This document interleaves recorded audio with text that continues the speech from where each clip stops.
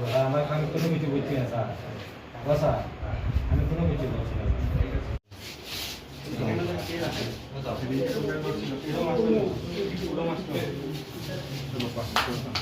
গত 26/7/2025 তারিখ রাত্রেবেলায় 1টা থেকে 3টার মধ্যে আমাদের ইছাই লাইভ চড়াই একটা বাড়িতে একটা রবারি হয়েছিল।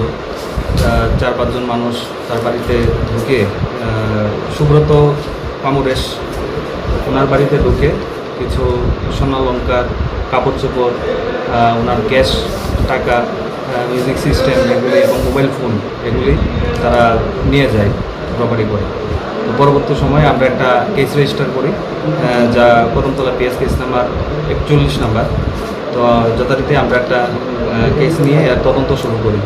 তদন্ত চলাকালীন আমরা সাসপেক্টেড কিছু মানুষ দুজনকে আমরা অ্যারেস্ট করি, যাদের নাম হচ্ছে জামির উদ্দিন সাউথ কদমতলার এবং কাপ্পু শুক্ল দাস সাউথ ফরুয়া।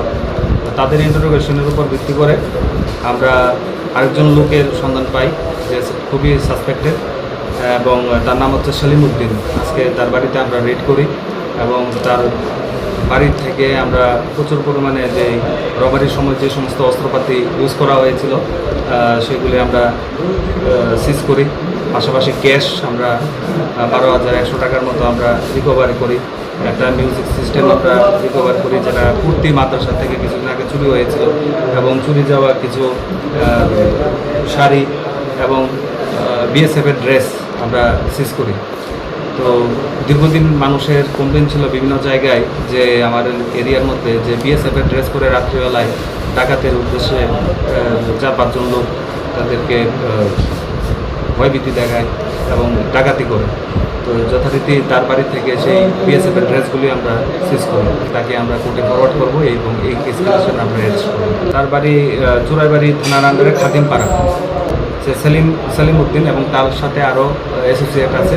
পরবর্তী সময়ে আমরা তাকে রিমান্ডে আনবো এবং রিমান্ডে ইন্টারোগেশনের পর আরও তার অ্যাসোসিয়েটসের নাম আমরা বের করতে পারবো।